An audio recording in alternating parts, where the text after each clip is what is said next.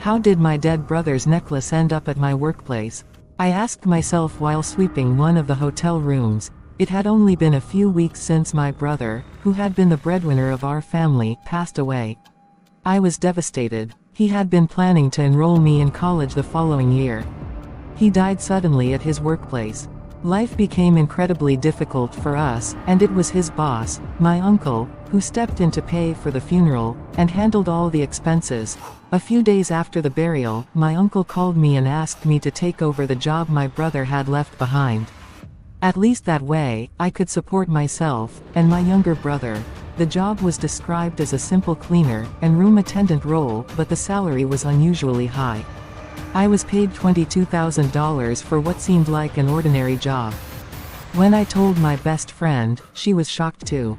But we both assumed it was just my uncle's way of helping out the family. When I started working at the hotel, I noticed something strange. There was one particular room we were never allowed to assign to customers.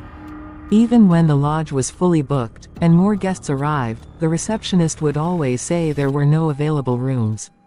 "But Tracy, what about the room at the end of the lobby?" I would often ask. She never gave a straight answer.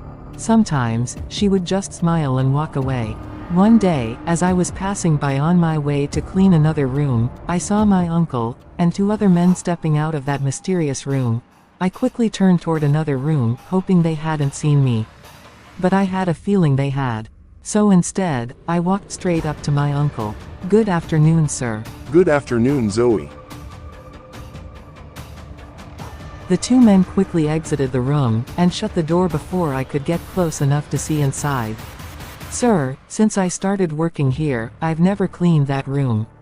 That's why I thought maybe you'd like me to clean it." Don't worry about that. The room is well taken care of, okay? "Oh, I just thought you were about to give it out to your friends. That's why I asked," I added casually as I walked away. The rest of the day went by as usual, but something still felt off. Just as I was about to leave for the day, I overheard my uncle speaking with Tracy. Make sure the package and the evidence are taken care of. I'm beginning to feel uneasy. What package are they talking about?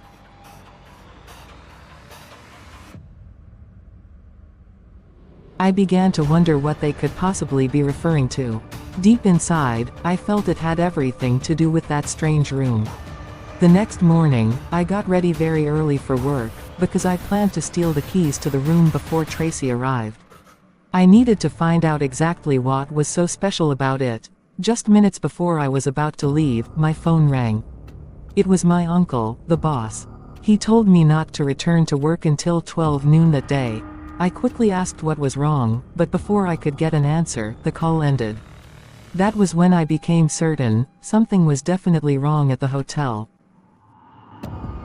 That afternoon, when I finally resumed work, Tracy smiled and welcomed me.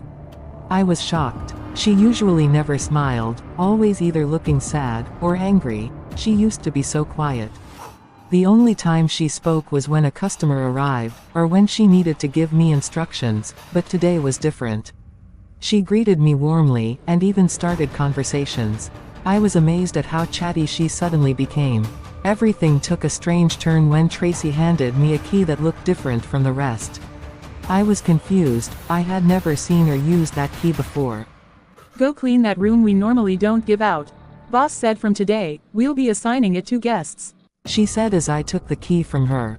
I rushed down to the room, feeling both nervous and excited. I knew I was finally going to see it for myself, and figure out what made it so special. When I got to the door, my heart pounded.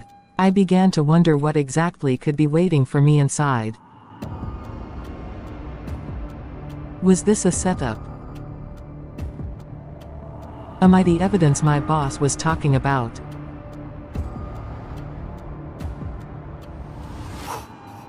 I stood there, frozen, asking myself endless questions.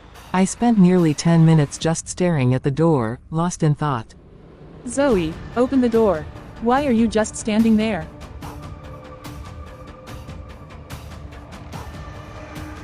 Jesus, help me please. You know I'm your child, don't let me walk into a trap. Cover me with your blood, surround me with your angels, and give me the courage to face whatever is behind this door. If there's evil waiting, Lord, let your light scatter it. If this is a test, help me stand strong. Father, I place my life in your hands. Then slowly I opened the door. I was shocked by what I saw in the room. Something in me expected to find documents, or perhaps hefty men waiting to pound on me. I was sure there would be something strange inside. But to my surprise, the room was just as neat and organized as the others. There's nothing different about this room. All right, I'll leave you to tidy up.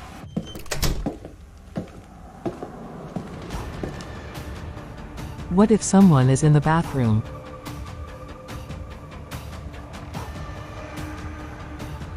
Don't go in.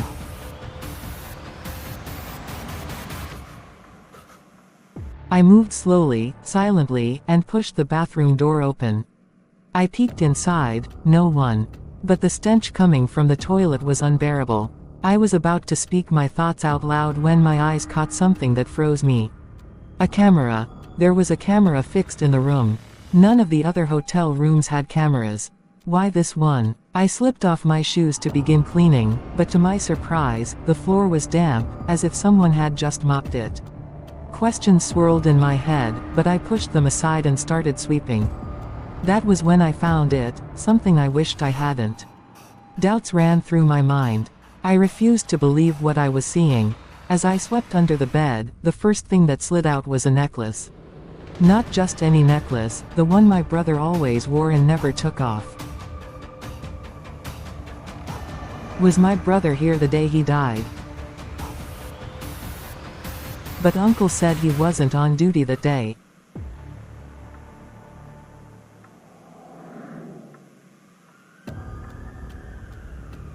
Memories came flooding back, and tears spilled down my cheeks. I forced myself to keep working, whispering reasons to believe my uncle. Every excuse seemed valid, until I reached the toilet. That's when I noticed something in the corners. Faint stains. Stainless smears of something red and dry. I bent closer. I knew immediately what it was. Blood.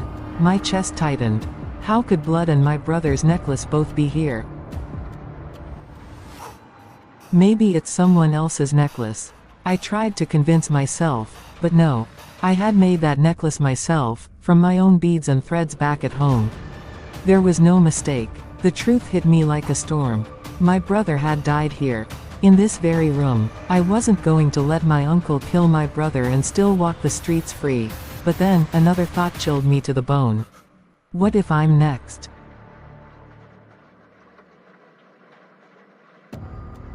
After sweeping and cleaning everywhere, I returned to the reception. The moment Tracy saw me, she started smiling and acting unusually chatty. I tried to engage in the conversation just to hide my emotions, but I couldn't, not with the pain I felt. To make matters worse, Tracy helped cover it all up with her false cheer. Soon, my shift ended and I went home. As soon as I arrived, I grabbed a shovel and ran straight to the backyard, where my brother's grave had been dug. I called one of his close friends, Kosi, and together we began digging. As we worked, Kosi kept asking why we were doing it, but I couldn't bring myself to answer. He continued anyway, especially after noticing the tears in my eyes. Finally, the sound of the shovel striking the coffin echoed beneath us. My heart raced as I searched for the opening and lifted the lid. To our greatest shock, there was nothing inside. The coffin was filled with nothing but stones and a few clothes. Is Daniel, your brother, still alive?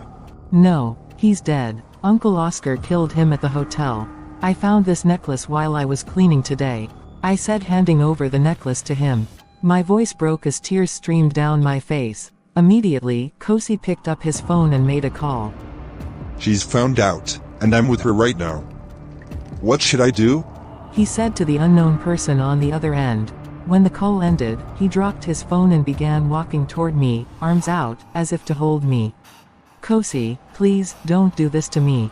What did he promise you? I cried, stepping backward. Just as he was about to grab me, a sound came from the nearby flower bed. I tried to run, but a sharp pain pierced my neck, and everything went dark. My vision blurred. I tried to move, but I couldn't.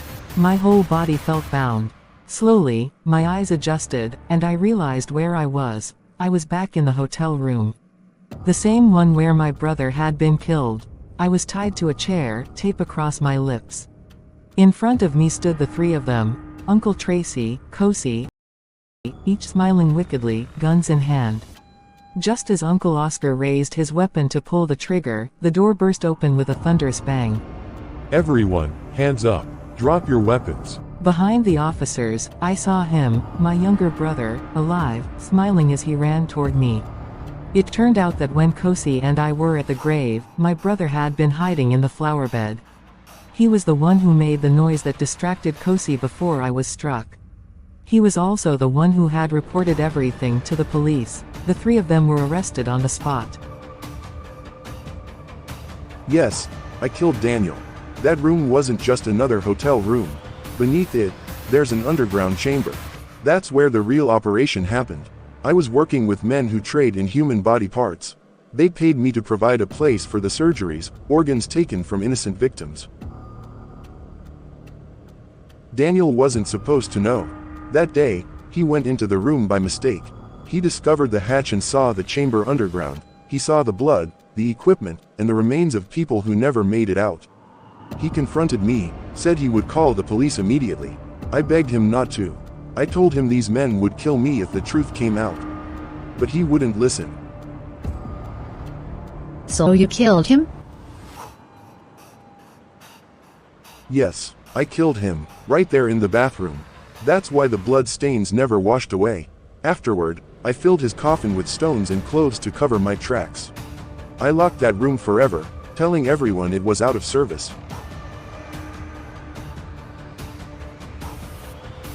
After a month of thorough investigation, Uncle Oscar was charged and sentenced to central prison for first-degree murder. No lawyer ever came forward to defend him. His hotel was seized, and placed under the management of a new entity. I was compensated enough to continue my studies and start a small business. Today makes it 2 years since that day. I'm now in my second year at college.